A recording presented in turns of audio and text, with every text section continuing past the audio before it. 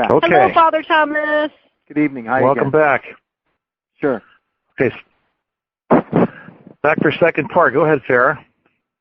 Well, Father, you were gone and we were in the Twilight Zone. We were talking, there are so many wonderful things we can just grab out of your brain and let you go. So we're going to let you start off our hour by talking about some of the ways that people become oppressed on the way to possession.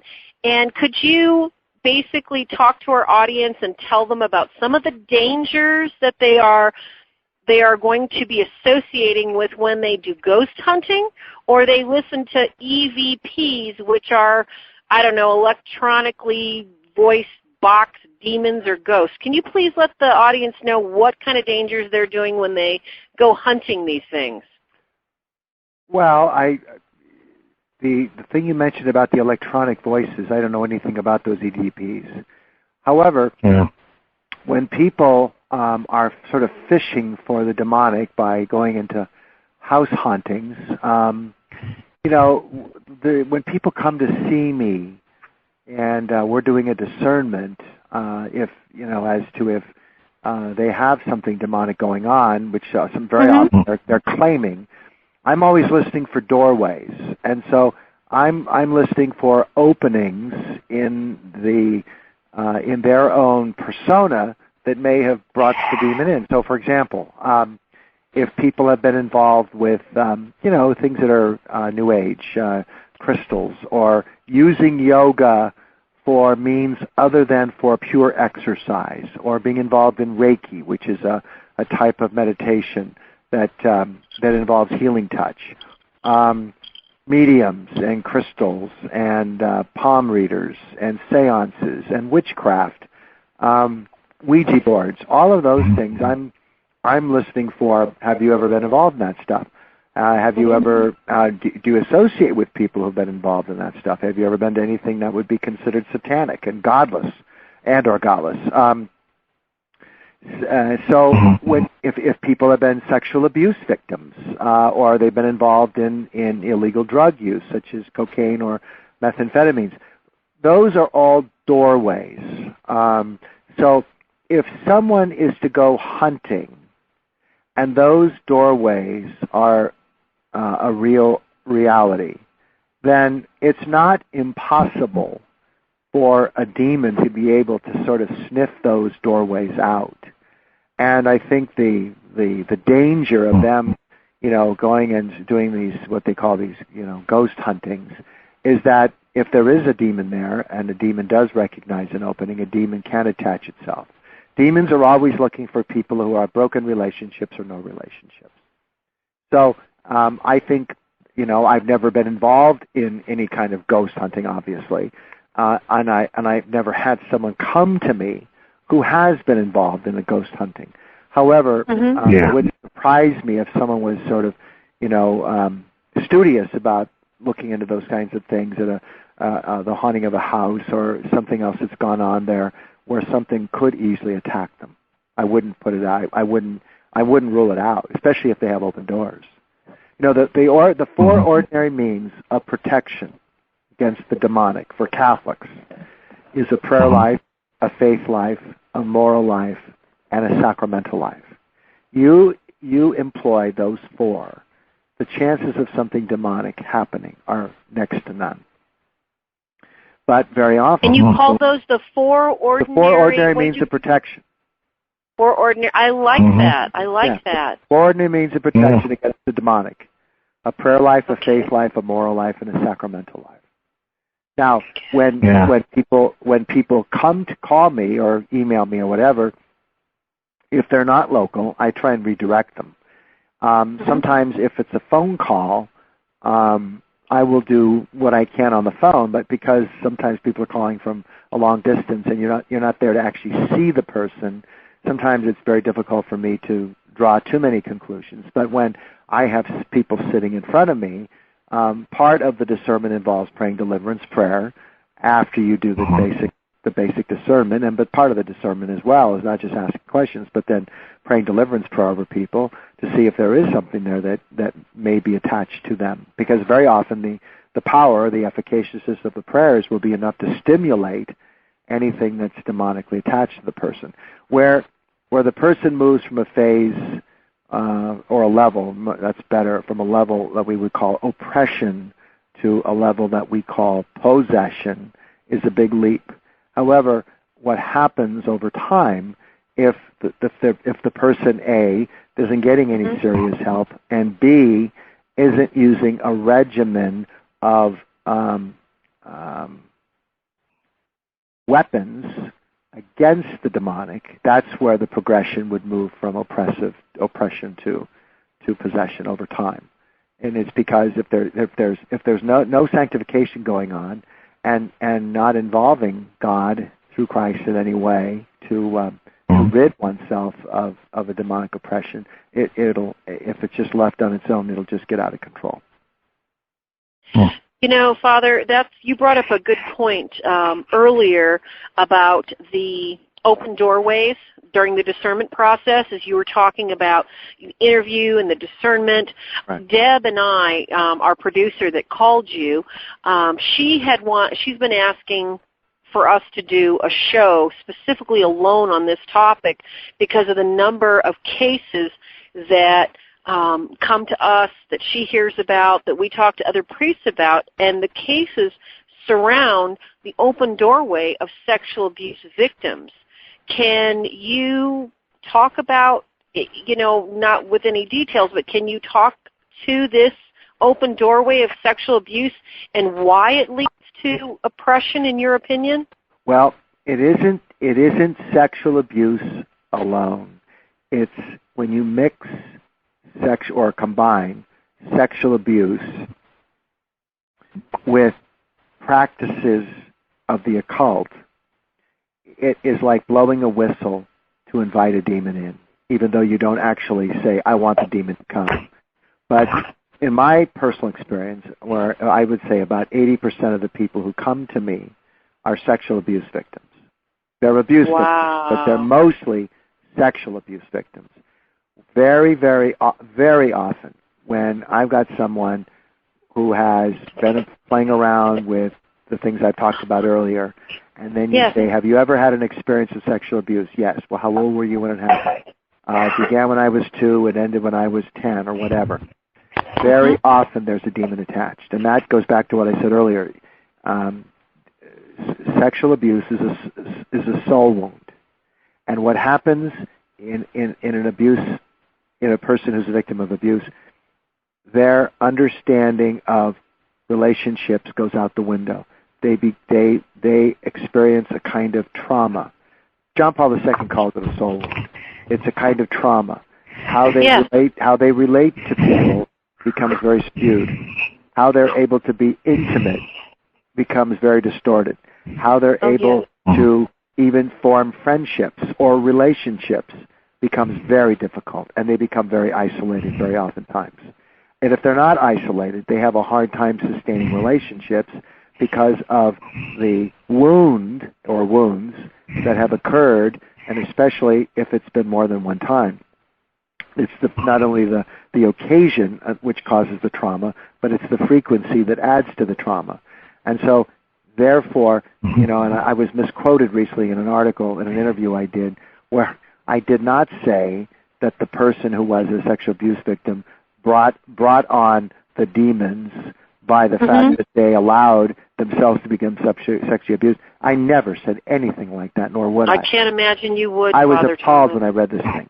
But what happens is they've been dabbling around either before or after they've been sexually abused. It will bring, very often, it will bring a demonic tribe. It just will. And I think it's because demons are looking for those kinds of soul wounds to attach themselves to. So if a person, for example, plays a Ouija board once, or they go and they have their palms read once, or they go and see a medium once, honestly, I think that, and sometimes people have said, well, I've done those things. I never got into it. I did them out of curiosity. The chances of something demonic finding their way to that person based on a one-time deal, I would say, are remote. It's the people who've been involved in it as more like a regular practice And then, as I said a moment ago, without repeating myself, the people, even a one-time thing of somebody playing a Ouija board, they've been a sexual abuse victim, it ramps it up. It just ramps up the chances because of the soul wound. It does. But in no way am I saying or suggesting that it's the person's fault for that happening. You know, demons, fetuses, unborn children in the womb, are also very, very vulnerable to demons. So if a mother goes to be a witch doctor or is involved herself in some kind of New Age practice and she's carrying a child, it is very likely that the child will have a demonic attachment. You know what? Can I address this real quick? Because we are actually working with somebody. We're working with a case right now where we've gone over and we've prayed and blessed the house, Father, and we've sprinkled holy water, and this is the ecumenical Christian thing. We are initiates. We are Franciscan initiates. We haven't become candidates yet. So we're doing the ecumenical thing. We're reaching out to other, Baptist, Protestant denominations, and he was raised Lutheran, and we're getting him back into a church. His wife, who's pregnant, is afraid of being baptized, afraid of the church, et cetera, et cetera. My question to you is, he's saying the prayers, he's saying the St. Michael prayers, he's saying his binding and rebuking prayers, he's doing all the right things, and the things have stopped bothering them in their home. He's scared for his wife and the fetus of their unborn child. We're trying to get them to get her baptized. What is the best advice we can tell him on how to take care of his wife and unborn baby? Well, first of all, what brought you to that man in the first place? What brought us to the man was a ghost hunter who actually could not get rid of the occurrences that were happening in the home. Now, these were, and we found out, this is the statistic you just gave us of 80% of the abuse victims. That's basically, Father, what we deal with. Was most of our cases, the abuses occurred. They look into the occult to try and solve their problems, and they find out they're hearing voices, they're seeing shadows, they're smelling smells, that sort of thing. And that's what brought us to this case was, someone that had respected Ken from 8 years ago calls him and says, you know what, I know you're Catholic, I need some help. So, we prayed, we talked to our spiritual director, we go to, adoration, and we go and we meet with the people in person to question them in depth on what they've done, what their practices are, what's going on in the house. We give them the prayers, we give them free St. Benedict medals, we give them free, pamphlets on how to pray. We pray with them. The people that had come in there before had given these people sage and had waved crystal wands. We said, you have to stay away from that. Right. Now, we told them. Is the man, pardon me for interrupting, sorry, is the man you're praying over, is he Catholic? No, he is not Catholic. He is Lutheran, yes. Right. And the wife is unbaptized. Unbaptized, and they both believe in Jesus, and they both proclaim Christ as their Savior. She is unbaptized, and he's worried about his unborn child. Okay. So was he a ghost hunter himself? Yes. He actually did it for a small, short period of time. He was abused as a child. All the incidents of the voices have stopped. The shadows have stopped appearing on his property. So the prayers that he is following right now, and the belief in the St. Benedict medal, the belief in faith in Christ, they're working for him. So his fear is his wife. It sounds like that he doesn't have anything attached to him, but there's something attached to the house. Would that be correct? Yeah. Well, that's what we were worried about. Yes, it is. I mean, my husband and I both believe that we found something on the property that a priest needs to come onto the property and bless it as our blessing, even though we're baptized and confirmed Catholics since birth, a priest would be better. Well, I think a priest ought to come on that property and exercise the property. I think, honestly, I'm not sure a house blessing would be sufficient. I would invite the priest to come on, and with, of course, the family invite the priest to come on, and actually there's a rite of exorcism of a place. And any priest in the local church can do that prayer. You don't have to have the permission of the bishop to do an exorcism of a place. In the case where he was a ghost hunter, even though he's not a Catholic, what he ought to do, and a priest or even you guys, you could give, he needs to do a set of renunciations. We can do that with him, Father. We can do that with him. You did? We can do that.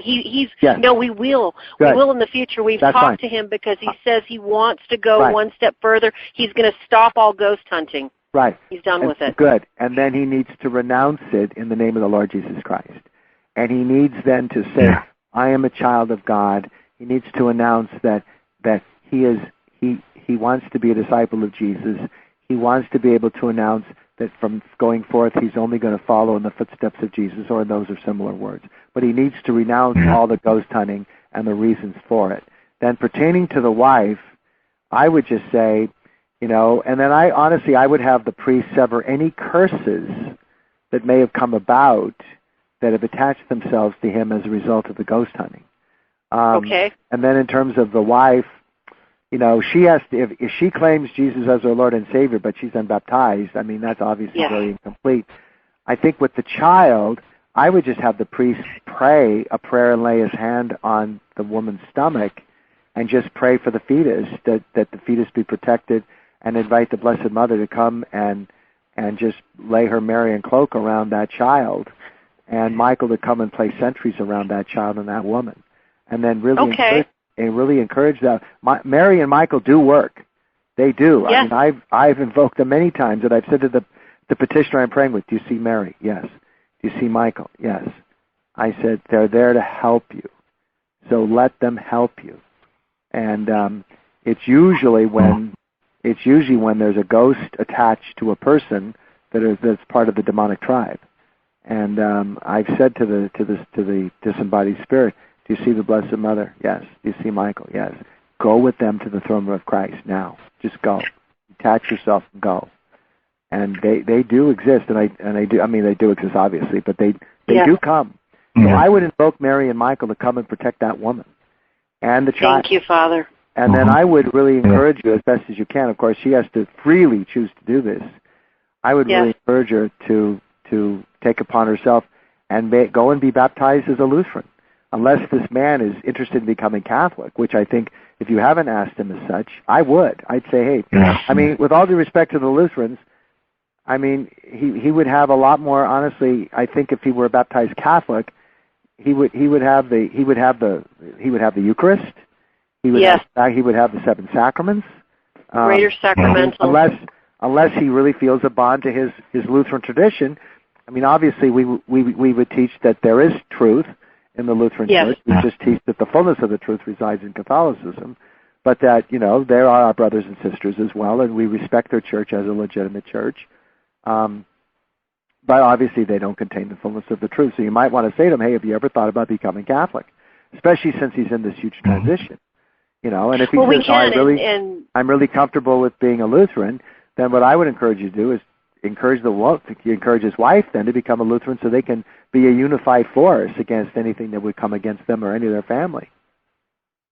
That's the focus that we sat down and explained to him, and as we've counseled him over the phone, because they are in the same city as us, is that in order to be a unified force, you have to come together and believe and proclaim as one. Mm-hmm. Even though he is the head and he's the authority of the marriage, they have to believe as one. So in our evangelization of them and helping them to get where they need to be with God, that this is a process, Father, and they're very young. We're in our 50s. I think they're in their early 20s, Kenny, late 20s. Uh-huh. They're very, very young. Yeah. They're very young, kind of pimply. Yeah, that was the only thing remaining, is that the mother hasn't been baptized, and, so that was a concern, but everything else went well.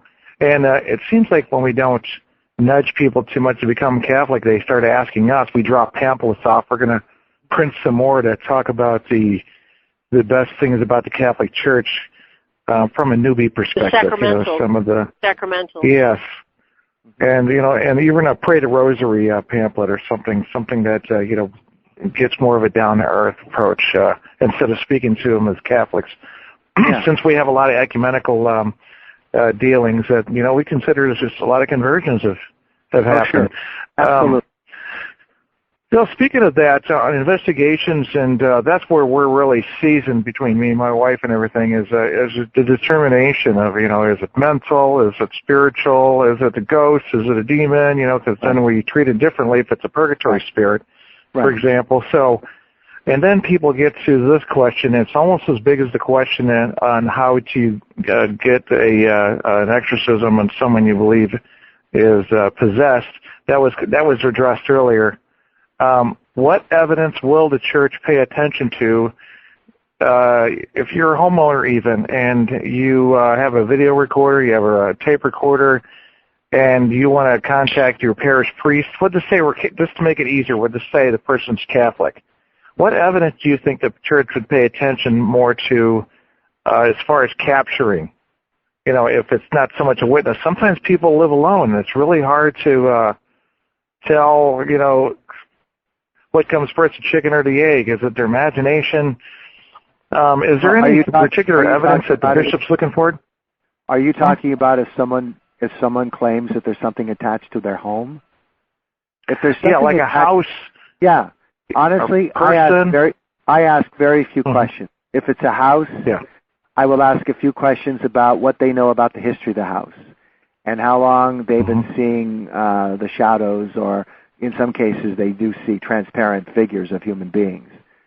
I don't ask lots of questions, and I just simply go out and exorcise the house as a rule. I get asked a lot. So, and the reason is because even if what they're experiencing isn't real, but they think it's real, I think there is still a value to personally doing such things as exercising a home, because it will give them a peace of mind.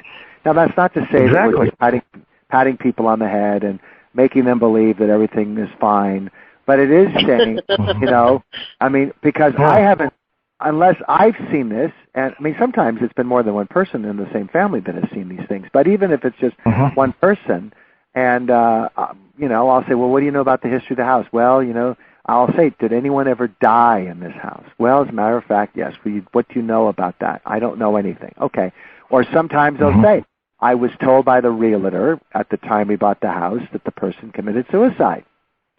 Honestly, it would not be unusual for a suicide situation to have a disembodied spirit of that person somehow still attached to that house because of unfinished business. Now, that doesn't happen all the time, and very often, even sometimes and I'm speaking now of San Jose, there were lots of Native Americans living in San Jose 150, 200 years ago, and there have been occasions when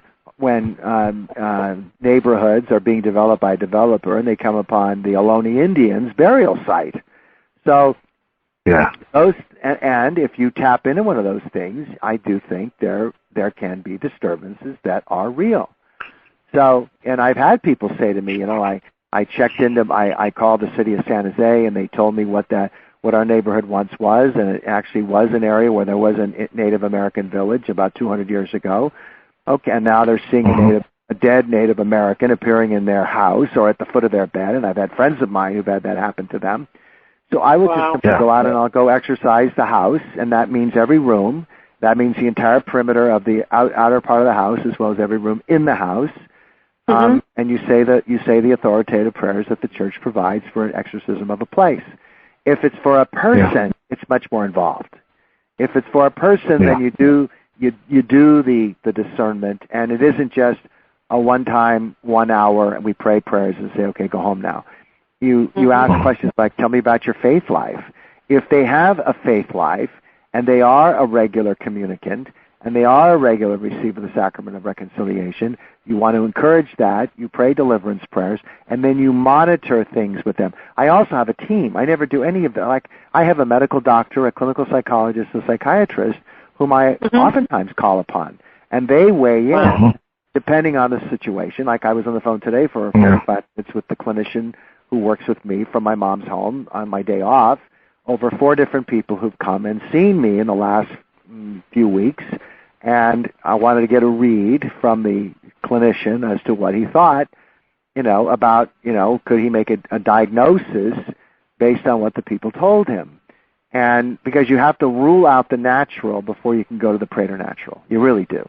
I mean, you kind of do both at the same time, but you really can't, you don't do a formal exorcism except as a last resort or in cases where it is really demonstrated that if you did an exorcism, it would bring this oppression or obsession to a close much quicker. So on occasion, I've done a formal to kind of jack up the process. But most of the time, you want to use deliverance prayer and only a formal when it's the last resort. In the case where I wanted to jack it up, it was because the person, it was a situation where I was doing this as a favor to a local bishop here in our area. And the person was traveling like 2,000 miles every month to see me. And we thought that this is becoming a hardship on them. And so we said, why don't we ramp this up and see if we can get results quicker, which is what we did. Wow, that's great. Yeah. What about with possessions? What is the definitive evidence that a person might say, oh, my girlfriend's possessed?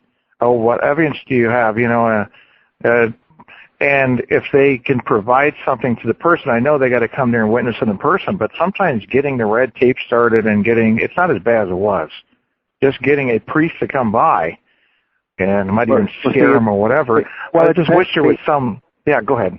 Well, see, it depends on each diocese. So, for example, I get calls from all over the place. You call the diocese where there's no exorcist, and you're going to get you'll get a person, a receptionist or a secretary receptionist, who will, even if she knows who to put you in touch with, the vicar general of that diocese may not believe. The bishop may not necessarily believe.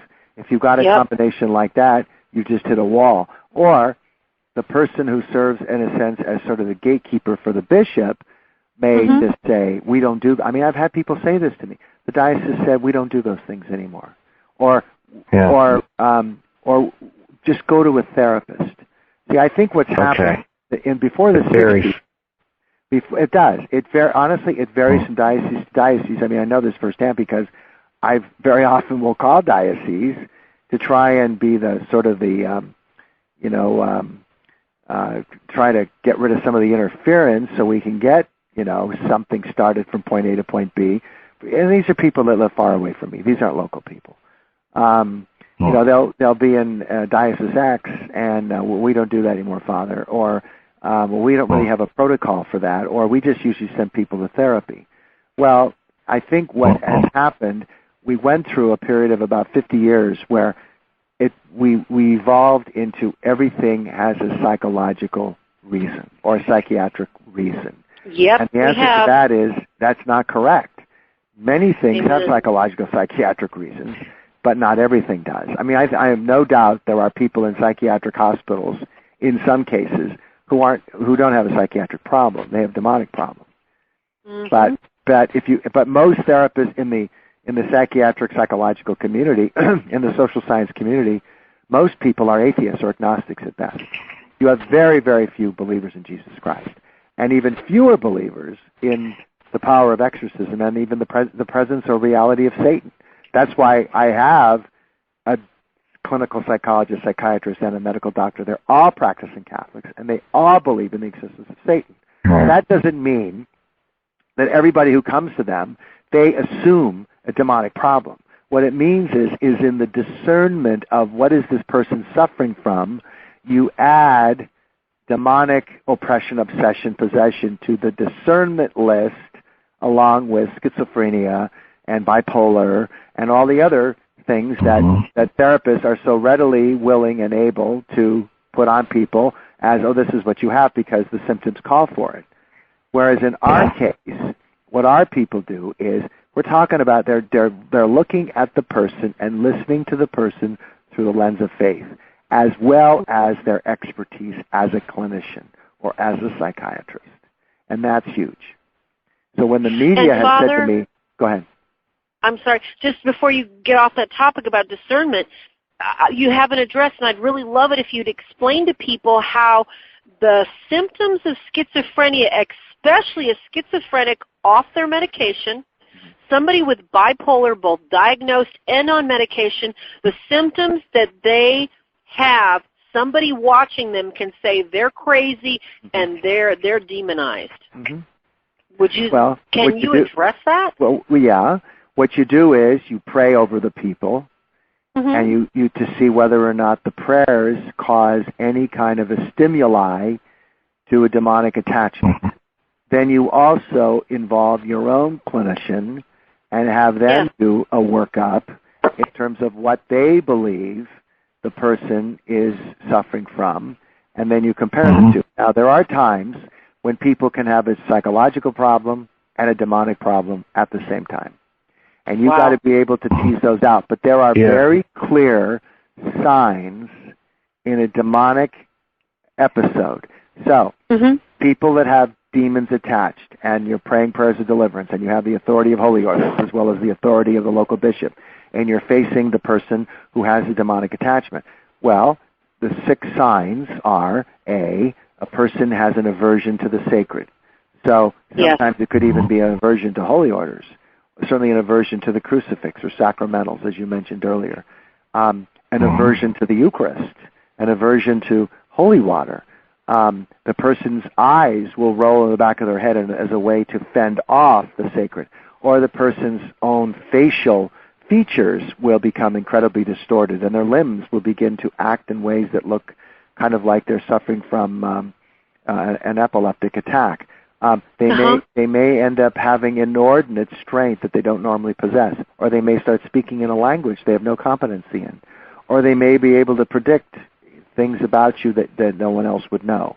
So those would be all signs, and it doesn't mean that every sign has to be exhibited in order before you say, okay, this person has a demonic problem. All you have to do is be able to show a couple of signs as evidence that there's something demonically there. So if Ken and I are praying over someone or someone's house and we're trying to help them and we see one of these signs, we need to contact a priest immediately. I would.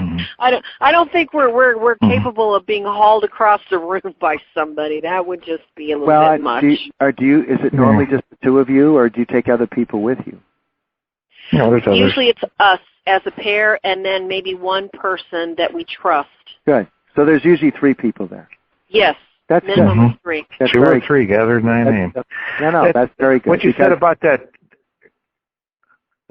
sort of discernment that goes with diagnosing mental from spiritual ailments, and that people have said, exorcists like Gabriel Morth had said, okay, when they don't respond to the medication, the psychotropes and so forth, that can be one of the signs that it's spiritually inflicted. And I say it's the opposite, too. If you can get someone who's supposedly on meds or that's schizo, and they actually react to a test you might give them that shows that they have aversion to holy symbols. You remember like the old thing they did with that girl, that old case that brought the Roman ritual test? They put holy water in the girl's wine and didn't tell her and just gave her sips, something like that, something discreet, so that they psychologically don't know that they're being tested, yet the demon does, like the holy water being... That's right. The demon would for sure. Absolutely. Yeah. And so there's you can test it from both sides. Yeah. But you do use holy, like I always have my priest stole with me, obviously, and I'm wearing that. I use holy water and I use a crucifix. So, and I've used relics at times. I've also used the sacrament of the sick when I thought it was appropriate. Because that has great efficaciousness, and that is also a healing sacrament. But when you employ, the holy objects, it can, many times, it can cause a reaction. And that's what you're looking for. You're trying to threaten the demon, basically what you're doing. You want to threaten the demon enough that the demon will leave, basically. And that the power of those prayers do hurt the demon. They do cause and inflict pain on the demon. When you bless people who have demonic issues, it burns the demon. When you give the Blessed Sacrament, I mean, I've seen this firsthand with my own 2 eyes. Very often they want to run out of the room. Or if they do consume the Eucharist, it is with incredible difficulty. Incredible difficulty. In fact, there's this one person, when we have provided the Eucharist, presented the Eucharist to him, it has an odor. He'll just say, "Oh my God, that odor! I can't stand being in this room. That odor is so bad. I can't stand the smell." And it's literally pleasant sound. Wow. Yeah. Oh my gosh, that's amazing. Like they don't like good smells. Yeah. Yeah. Oh, you were again, addressing that. We were talking about me and my wife. Try that again. Oh, I'm sorry I interrupted you a minute ago when we were on the topic of when me and my wife actually go to a case, and I interrupted my wife also. And then, Farah, do you want to finish up on that? Oh no, I was listening, enjoying Father Thomas's description of how specifically what he was talking about is he was listening the specific signs that either a witness or as a priest he would look for, or we would look for, in order to say, hey, we need a priest intervention. We could call Father Bertrand and say, hey, we need the bishop, we need some help with this. I think any of the signs I described, if you see any of those, they become evident. I certainly would employ a priest who has some experience in deliverance and or exorcism. Yeah. But that doesn't mean that the priest comes in and does a formal exorcism. You only do a formal exorcism when everything else has failed. So very often you can cast demons with just deliverance prayer. And I've done that, and we've been very successful at that without having to go to a formal, sometimes. The question I wanted to ask you was this. That's right. The question I wanted to ask him, Kenny, though we didn't finish this, was that there's a lot of people, Father, claiming they can cross over ghosts or cross over demons. Can you address this idea of crossing? I don't either, but they say that they can cross a ghost from this place to somewhere else, so they can cross a demon. And as far as I understand, it's only Jesus Christ, our Lord and Savior, who can basically get rid of a demon. When you say cross a ghost, what do you mean? Okay, crossover. What does that mean? Like that. It's sort of the style that a person, and it's always these people who claim to be like a psychic medium or someone with a sixth sense that can, and they demonologists. They actually give seminars that they will act like that they're going to teach you how to basically in this communication and everything with the ghost, like this house is clear. Instead of doing prayers of intercession, like I was saying, the Chapel of Divine Mercy and this 9-day novena, that's been very effective for us in telling the homeowners to do it and getting a prayer team. They charge $250 for a couple of days of classes to teach you how to do it in some other way, and they might even be totally in the origins of Keys of Solomon or some New Agey stuff. But I think it has to do more with people trying to use kind of sixth sense and necromancy style things where you're trying to communicate with a ghost. Well, see, that's wrong. That when you do that, you become a medium. So when I'm dealing with a spirit, whether it's a demonic spirit or a disembodied spirit, I usually ask it three things. One, what's your name? Two, when are you leaving? Three, how did you get in? And sometimes get out of here. And sometimes I would say, how many other entities are in the tribe? So are there 5, 10, 20? Are the entities all demons? Are they disembodied spirits as well? I need to know. And then what you do, you bind the tribe, and you call up the lowest ranking entity in the tribe, whatever it is. And then you sever the tie between that entity and the rest of the tribe. Then you demand its name, and then you cast it. Now, easier said than done. It just doesn't happen that quickly as far as casting it, because a lot of times there's a reason why the tribe is there. Sometimes they have a legal right in their mind to be there. However, once you learn its name and you've severed it from the rest of the tribe, and especially if it's the lowest ranking entity, they're easy to cast. As you go up the food chain, they get more difficult to cast because the higher ranking entities are always going to push the lower ranking entities forward because they know their time is limited. And because they've not fulfilled their mission, and there's going to be punishment they're going to have to endure from Satan for not fulfilling. Wow! their mission. How long, Father Thomas, if I may ask, how long is the longest period of time that you've been involved in taking the time to do a major rite of exorcism to get somebody completely free and clear? 4 years. 4 years. Wow. Yeah, it took 4 years now. We're with this other man. We've been on him more than 3, just a little over 3. And we're down to the nubs. But now there's a lot of resistance on his part to comply with what we're asking him to do. So wow, that's all too familiar. 4 years, you have a lot of patience. Well, this man had a lot of demons, and he was abused as a child. Then he got involved in channeling to find answers to issues pertaining to his marriage, and that's when the demonic came. And he was an atheist, though a Catholic, but thought the whole thing was kind of a joke, but he couldn't figure out any other reason why he was under such oppression.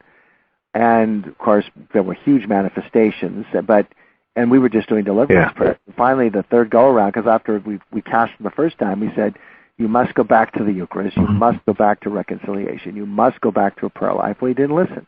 So 3 or 4 months later, same problem. So after the third time, I said, look, you either comply with what I'm directing you to do or don't come back and see me anymore. I'm not going to continue wasting my time on you because this is not going to it's only going to get worse. Well, by the third time he came back, the demons had come back about 7 times more than they had initially. And that's found in the book chapter of the Gospel Message. That's so true. Yeah, and it's true. So it took 4 years to completely free him. 4 years. Every month. It's 4 years. So he started channeling, so he opened himself up, through that form.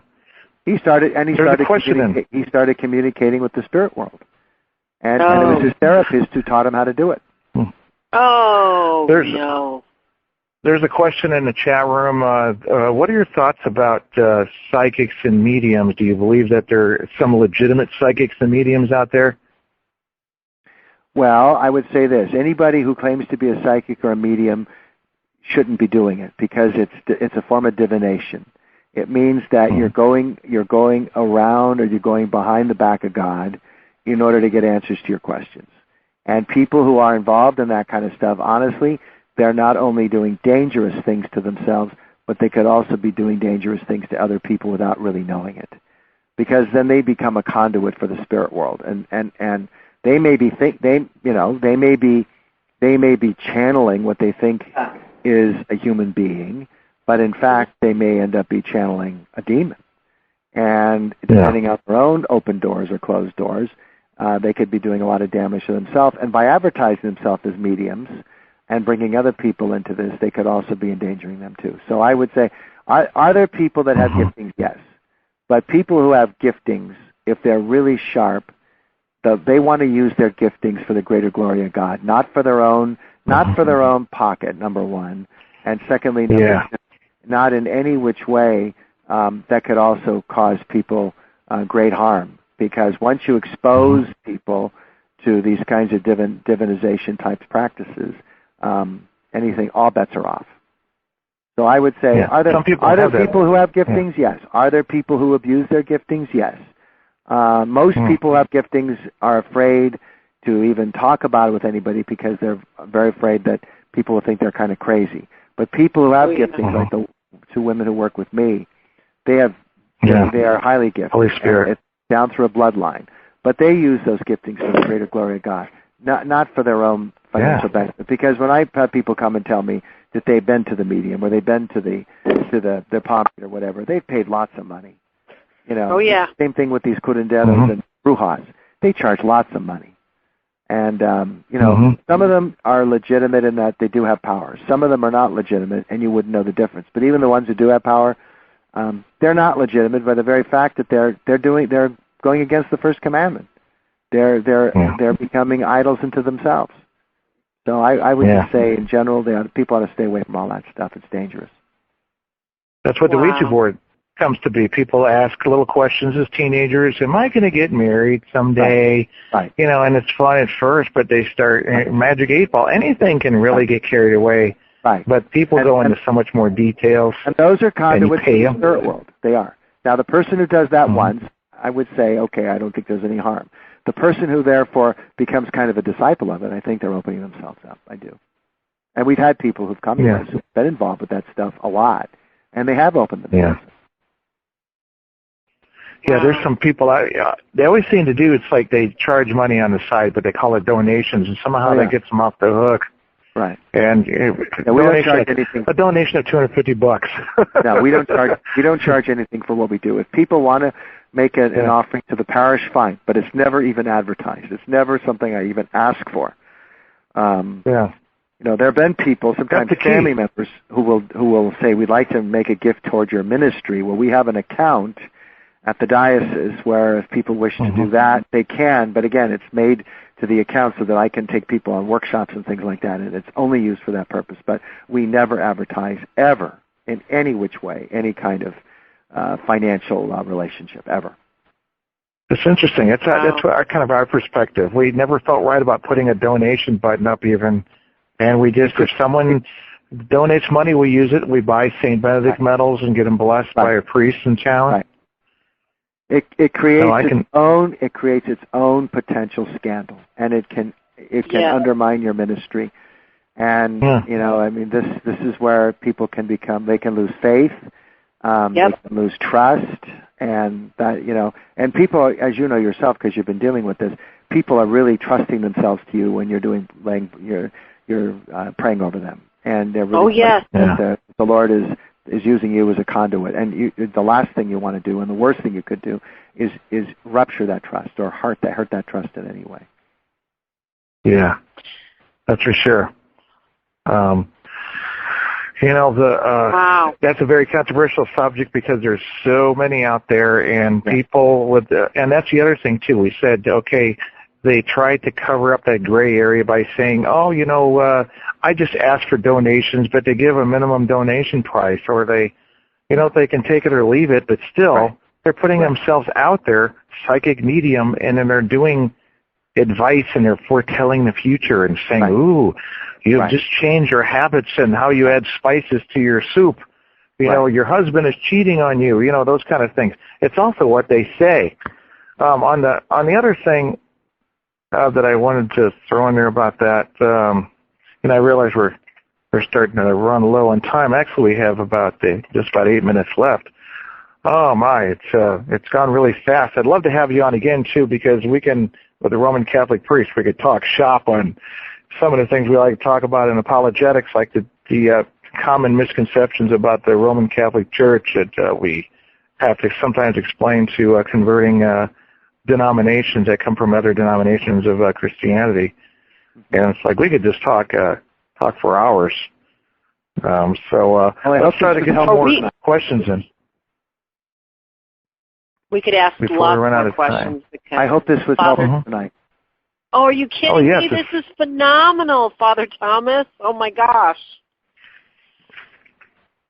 This is a rare opportunity and a really wonderful treat for a lot of people who only hear about exorcists, will never be able to talk to exorcists, cannot find them in their own state, have difficulties even finding somebody that they find even qualifies as somebody that is blessed with a holy life and with a holy ministry, you know, to help others. This is a big blessing to people.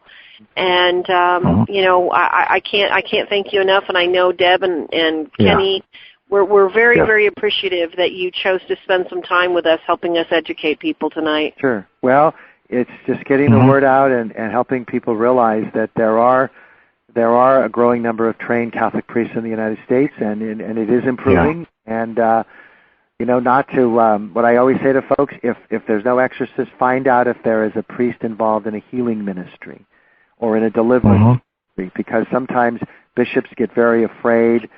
They're afraid of what they don't know, and most bishops know nothing about this. Not just the priests don't know anything. Bishops don't know anything, because nobody ordained now who's a bishop would have received any kind of formation that was in the church before the Second Vatican Council, and none of this stuff is taught. Now, there are a few seminaries that do teach courses on angelology or demonology or eschatology, but very few seminaries really touch on on this topic with any kind of depth. Several do, but most do not. And I'm just trying to do what I can to encourage that this end up actually being changed in the program of priestly formation, and that every diocese, every seminary in the United States needs to have some kind of treatment, whether it's a full course or workshops or whatever, but there needs to be some treatment of this topic and some real pastoral development of skills for priests as to how to minister to someone who may come to you, because it shouldn't all rely on an exorcist. Every priest ought to basically know at least how to receive the basic information, and they ought to have some basic skills in terms of how to minister to someone who comes and says, I think I have something demonically wrong with me, or I think I have a demon attached to me. And I've said to guys in our diocese, because we've workshopped them, and I've workshopped priests in other dioceses. I've been to Charlotte, North Carolina, the Diocese of Charlotte. I've been to the Diocese of Sioux Falls. Just was down to the Diocese of Monterey last week. I've been to the Diocese of Oakland, and just helping priests realize that when you hear the D word, don't run away. The Christ is in charge, and the war is over. The battle goes on, and it's the cross that trumps Satan, and that's what the whole Paschal mystery is all about. And I preach on that, and I speak on that when I'm giving talks, just not only to college kids and parishes, but even presbyterates. That we have such an arsenal at our disposal, and we need to help our people learn how to use it. Yeah, there's a whole lot of this going on with what you said, and that is the priests can be afraid to go. It's a shame too. Some of them are such loving priests; they really love Jesus, but then when they go, and I called one up, and I was told he's afraid to go. And I understand why that can be. What we told some people to do is invite your priest over, just so you can get a witness. Invite him over, let him have dinner. And in one case, he was asked, "Hey, could you give my girlfriend a blessing?" And he did, and she changed, as I call it, when your symptoms and everything start changing, so out of possessed, and the room lights started to flicker. And he said, "Oh, this is more than I can handle." And he went to superiors instead of not returning calls and stuff, which another priest did. So this one got the job done. Well done. Our local, diocese here, at some point or another we're going to put together, he says 20 minutes, but I don't think I can get in a 20-minute presentation, and me and my wife to try to help to educate the laity in the parish, community. One thing you might want to consider where you live. Out here, there's a couple of people that I know very well who put on spiritual warfare conferences. You might want to think of doing something like that in your own diocese. And I think, there are exorcists in some of the dioceses in the Midwest. And, you might want to consider getting you and maybe yourself and some other people, since you have your radio program, you would be able to really have a vehicle of being able to publicize this, but bring in some very legitimate people, who deal with deliverance. Neil Lozano is a leading American practicing Catholic involved in deliverance ministry, and he's written a number of books, and he gives talks all over the United States. He would be one. Now, Francis McNutt is a former Catholic priest in good standing.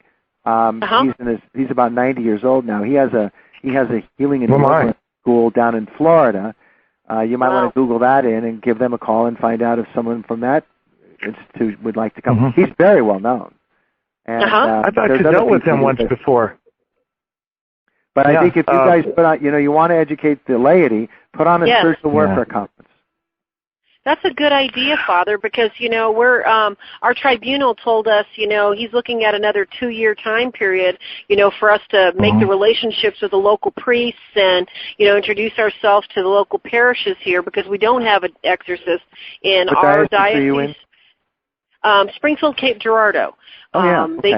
They do in St. Louis, the northern part of Missouri. So we're doing what we can to establish, a network of relationships, with at least 3 or 4 of the parishes here in town, and just doing what we can locally to establish ourselves secondary as, Franciscans and, the secular order. You could even invite the Exorcist of St. Louis to come.